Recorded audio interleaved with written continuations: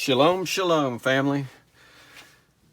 Today we're going to be doing a little lesson here, a little video on, is the food laws done away with? According to Christianity today, we're no longer under these dietary laws. All food's been cleansed, so on and so forth. So instead of just me telling you what I think, I'm just going to start reading here, starting off in Leviticus 11, where Moses institutes clean and unclean animals, which from the beginning, he's just reinstating it. They were separated out in the beginning when Noah went on the ark. He took in the unclean and clean animals. So let's get started here in Leviticus 11, verse 1. And Yahuah spoke to Moshe and to Aaron, saying to them, Speak to the children of Yashriel, saying, These are the beasts which ye shall eat among all the beasts that are on the earth. Whatsoever parts the hoof, and is cloven-footed, and chews the cud among the beast, that shall you eat. Nevertheless, these shall you not eat of them that chew the cud, or of them that divide the hoof, as the camel, because he chews the cud, but divides not the hoof, he is unclean to you. And the coney, because he chews the cud, but divides not the hoof, he is unclean to you. And the hare, because he chews the cud, but divides not the hoof, he is unclean to you. And the swine, though he divides the hoof, and be cloven-footed, yet he chews not the cud, he is unclean to you.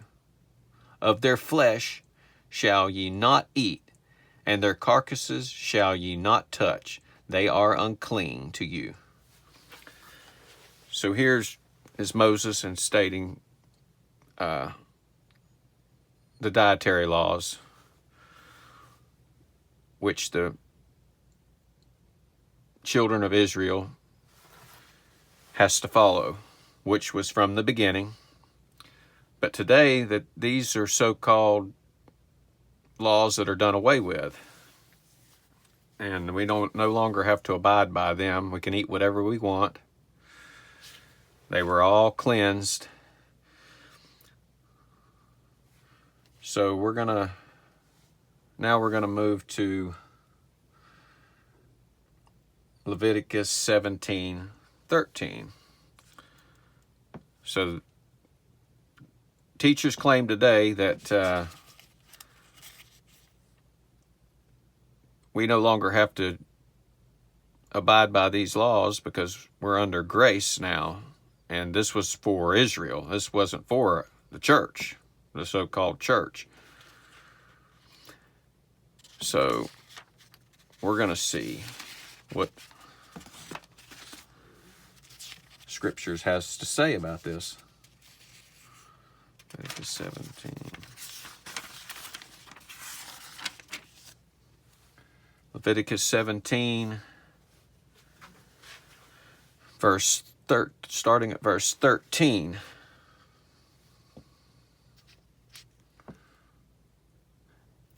And whatsoever man there be of the children of Yashriel, or of the strangers that sojourn among you, which hunts and catches any beast or fowl that may be eaten, he shall even pour out the blood thereof, and cover it with dust.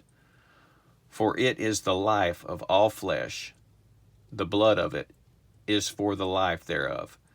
Therefore I said to the children of Yashriel, Ye shall eat the blood of no manner of flesh, for the life of the flesh, of all flesh, is the blood thereof. Whosoever eats it shall be cut off, and every soul that eats every soul that eats that which died of itself, or that which was torn with beasts, whether it be one of your own country or a stranger, he shall both wash his clothes and bathe himself in water, and be unclean until the evening. Then shall he be clean. But if he washes them not, nor bathe his flesh, then he shall bear his iniquity. So even the stranger, here it says, even the stranger that sojourn with them shall abide by that law. Let's move on to Exodus 12:49 now.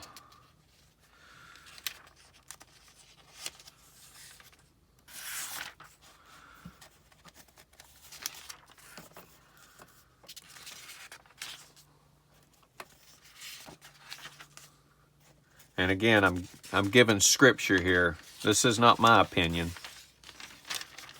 This is what the book says.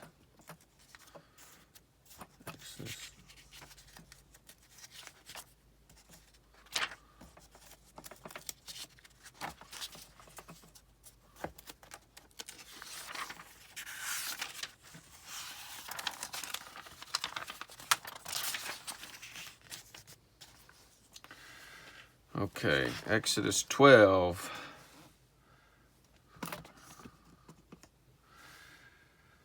Exodus 12, verse 49. Oh, we got to flip another page.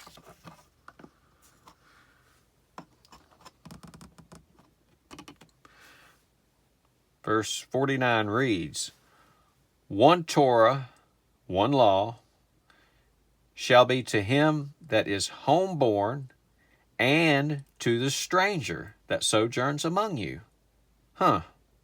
So the stranger has to even, the Gentile has to even abide by the law. I thought it was just for Israel. Let's see, let's keep reading. Thus did all the children of Yashriel, as Yahuah commanded Moshe and Aaron, so did they. And it came to pass the selfsame day that Yahuah did bring the children of Yashriel out of the land of Egypt by their armies. So there's another one. The strangers, the Gentiles also had to abide by the law and Torah. That includes eating clean, what was clean to eat, what animals were clean and not clean. Let's move on to another verse here. Let's go to Numbers 15:15.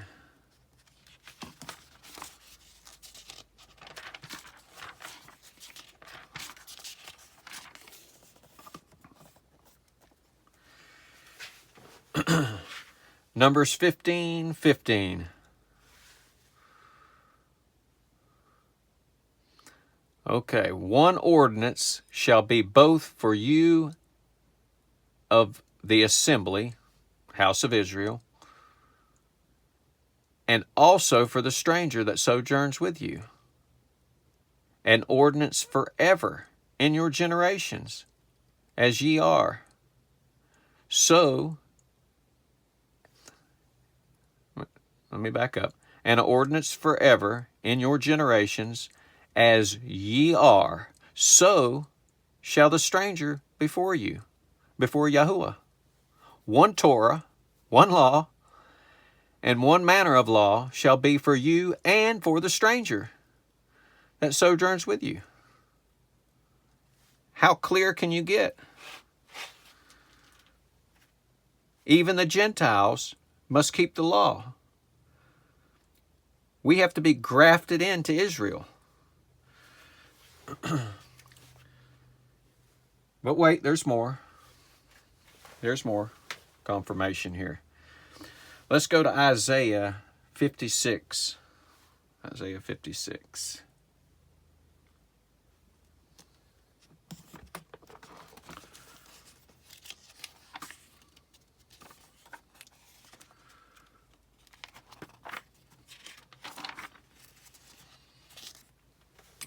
Isaiah 56,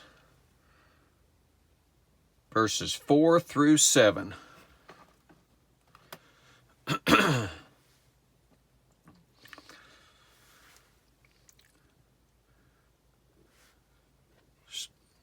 Starting at verse 4.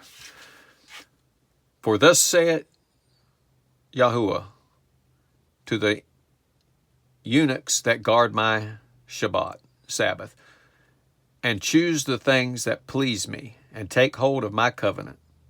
Even to them will I give in my house and with my walls, and a place and a name better than the sons and daughters. And I will give them an everlasting name that shall not be cut off. Also, here we go, also the sons of the stranger that join themselves to Yahuah, to serve him, to love the name of Yahuah, to be his servants, everyone that guards the Sabbath from polluting it, and takes hold of my covenant, his covenant, the law,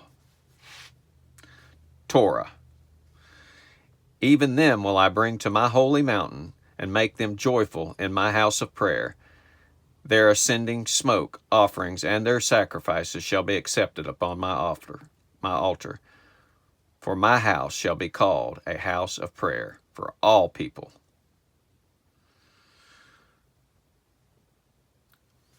That don't sound like the Gentile church getting raptured out of here to me. This is talking about when he returns for his millennial kingdom. He's going to be setting up here, right here on earth, by the way. Okay, a lot of people still will say this is in the Old Testament. We listen to Paul now, our Apostle Paul. We're in the dispensation of grace. All right, well, let's see. Let's go to a verse that they love to use about the food laws. Let me get back on track here. What they use that justify that the food laws are done away with, and the dietary. There's no more dietary laws. They were all cleansed. Let's go to Acts 10. The book of Acts, chapter 10.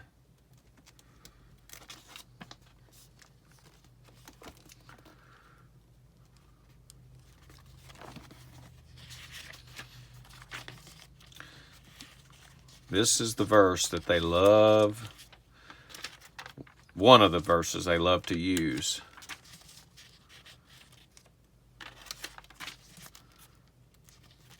To say that, see, we can eat whatever we want now.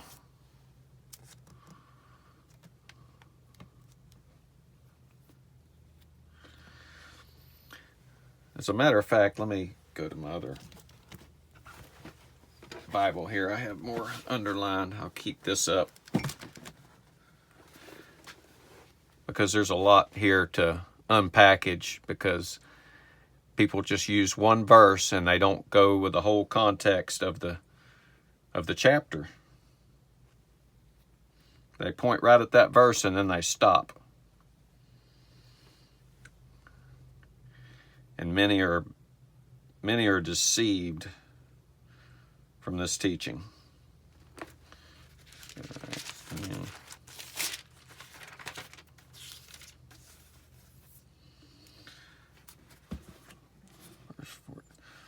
Okay, we're going to start.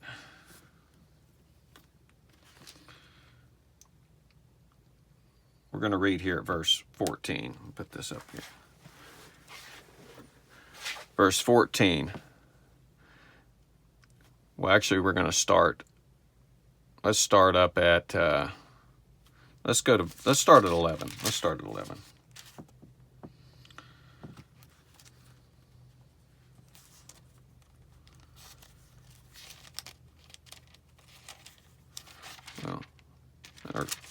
start at 9, I'm sorry. 9. We're just going to go back to reading this here. Verse 9. On the morrow, right here, starting at 9, verse 9, Acts chapter 10.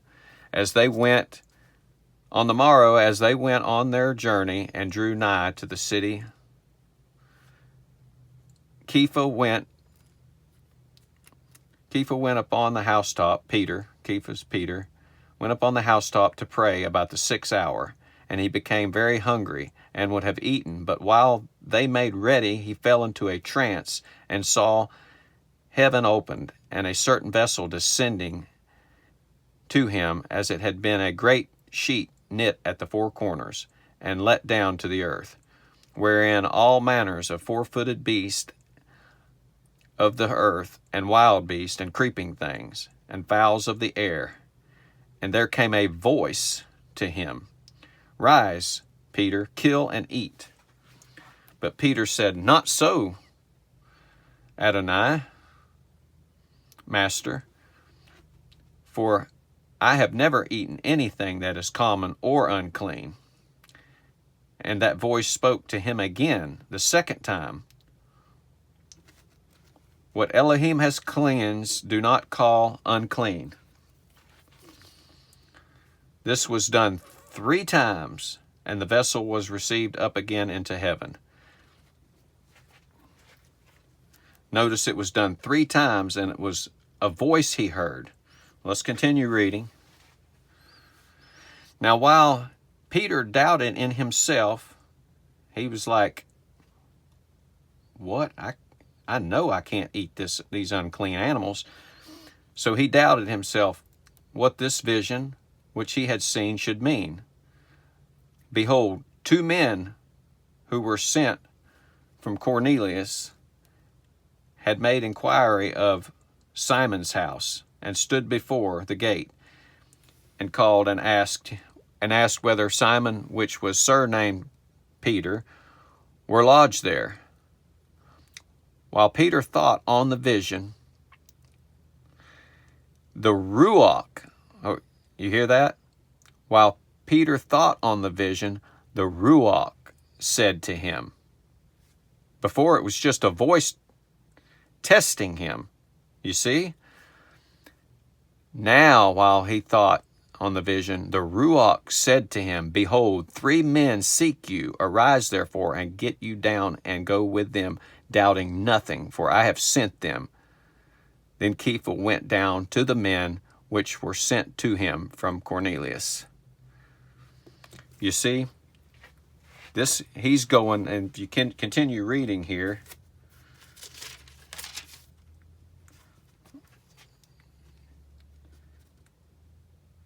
the vision was that the Gentile was being sent, and they were not to have fellowship with Gentiles at that time.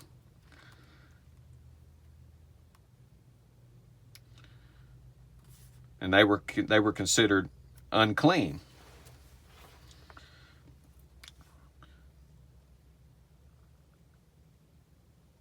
So let me find where this was.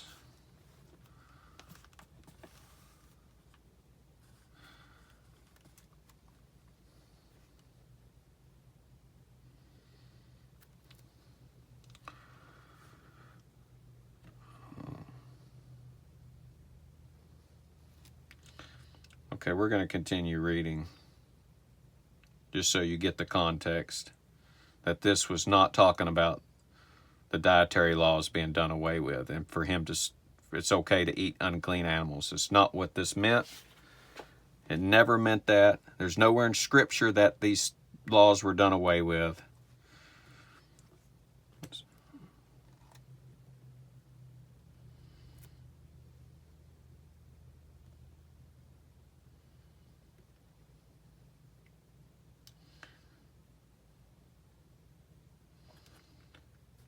Let's start back here at verse 21.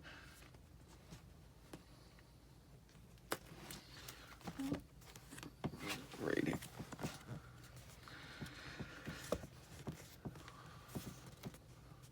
Then Peter went down to the men which were sent unto him from Cornelius, and said, Behold, I am he who ye seek.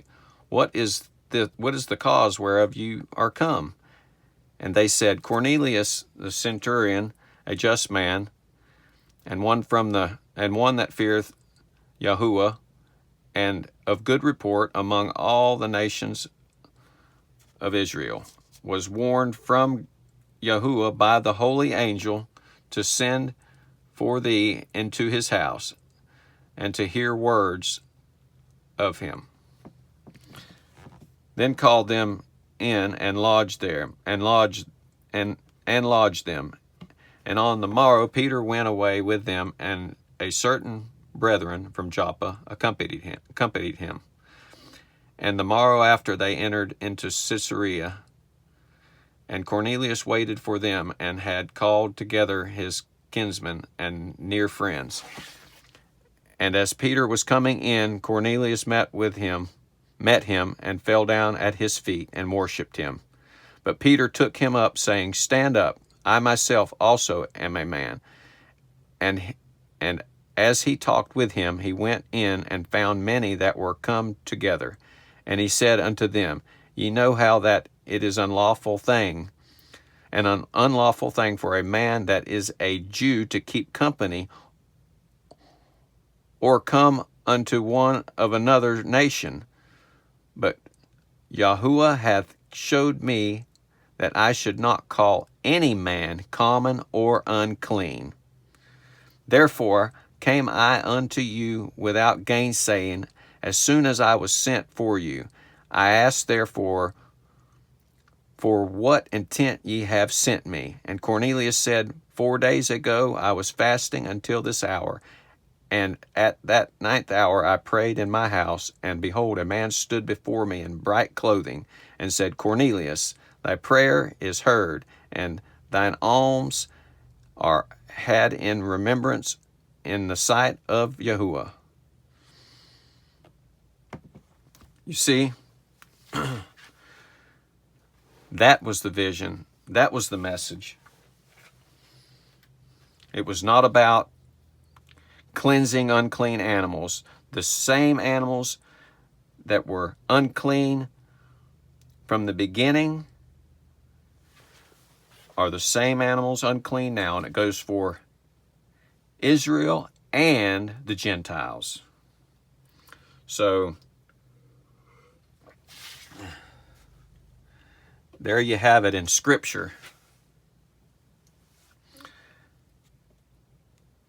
This is not my opinion. I didn't write the letter. I'm just putting it in the mailbox for you, so you can see that these verses are taken out of context. They only use a little piece, and they don't go with the whole context of the chapter. So I have another couple verses here I'm going to share before I get off of here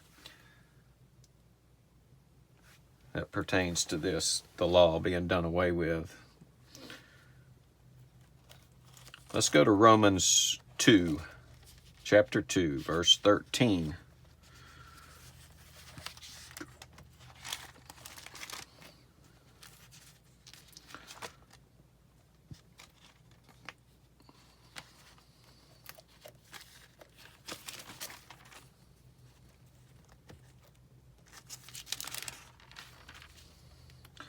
I like the Sefer Bible. It uses the true Hebrew names of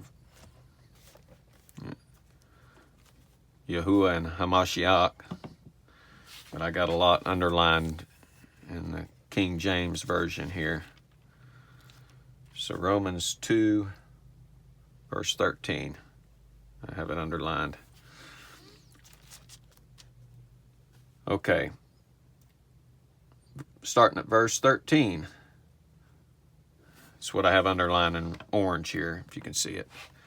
For not the hearers of the law are just before God, but the doers of the law shall be justified. I don't like using God. That's what it's just a pagan title. His name is Yahuah.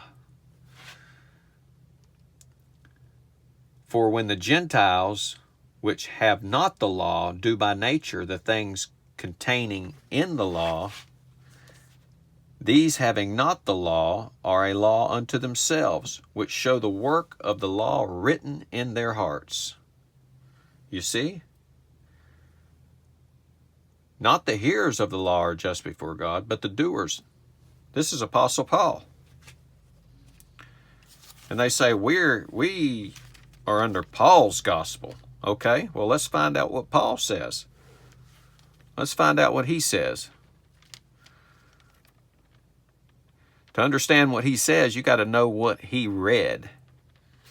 He taught Torah. There was no New Testament that he was reading from. He taught Torah. He said, as it is written. So let's go to, I want to go to Romans 2:26 now. Okay. Therefore, if the uncircumcision keep the righteousness of the law, shall not his uncircumcision be counted for circumcision? A lot of circumcisions there. So, if the uncircumcision keep Torah, then they're counted for circumcision. But we must keep Torah. Nowhere in Scripture says that we have a different law that we can keep, that the church, they say that the church, it's the church, to what Christianity says. I'm so over that.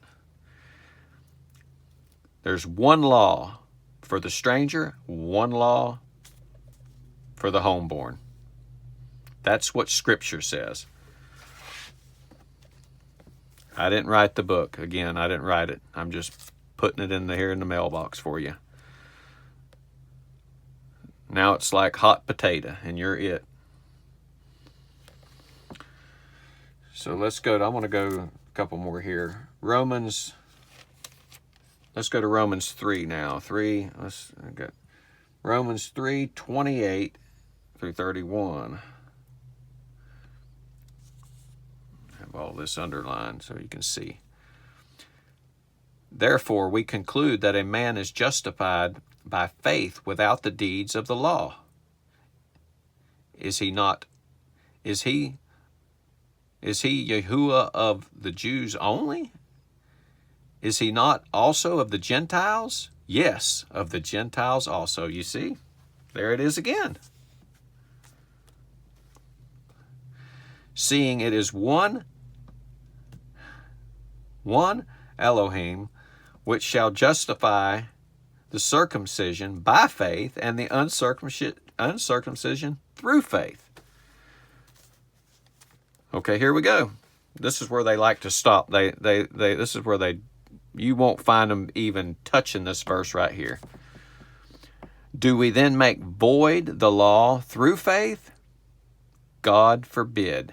Yea, we establish the law. Sorry, Yahuah forbid. Yea, we establish the law.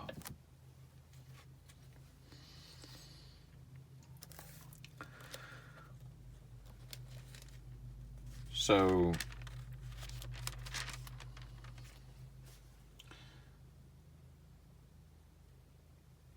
we cannot,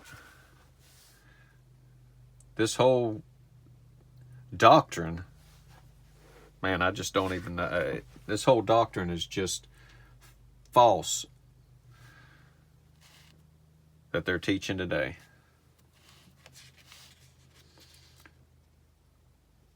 Okay, I want to go to Romans 7 now, chapter 7. About done here on this little lesson.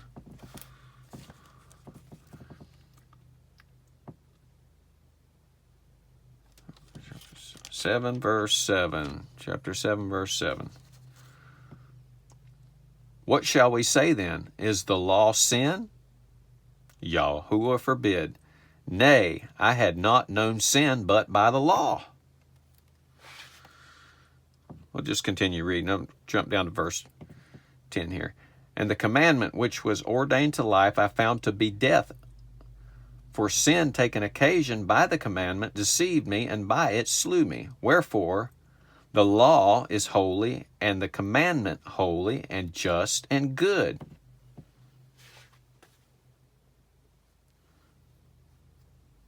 Where did Paul say the law was done away with? I don't see it. Nowhere in Scripture. It's a doctrine of men, and I'm just exposing the lie.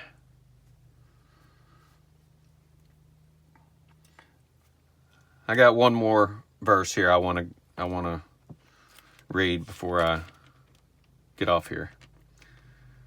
1 Timothy 4:4. Let's go to 1 Timothy 4:4.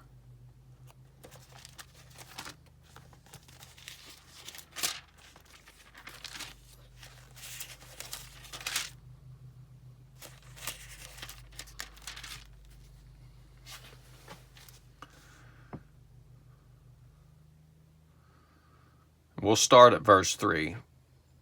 Chapter 4, 2 Timothy. Flip too many pages.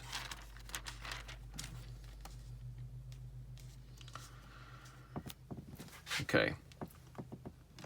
Starting here where it's in orange. For every creature of Yahuah is good, and nothing to be refused, if it be received with thanksgiving. Okay, see right here, this is the one they love also to say, see, look, we can eat everything now. He cleansed it all. Oh, well, that's not the context. You got to keep reading. That's what I say. Keep reading. For it is sanctified by the word of Yahuah and prayer. What's the word of Yahuah? Oh, Torah. Oh, yeah, that's right. Torah. What did Torah say? Oh, it talked about the unclean animals that we can't eat. Only the clean animals that we can eat. Oh, but that's you. Oh, that's the Jews, Israel only. Oh, but also Torah says even the stranger that sojourns with them. You see? And I could go on and on, many other verses that talk about this. There's just many other scriptures that will completely annihilate any of this doctrine that says we're not under the dietary law anymore, and it's just false. It's just a lie. It was never done away with. Never. Yahuah says, I changed not. The only thing that's changed is man's doctrine. Okay, well, I'm going to close out here. Praise to the Most High Yahuah. All praise and all glory belongs to Him. And until next time, Shalom.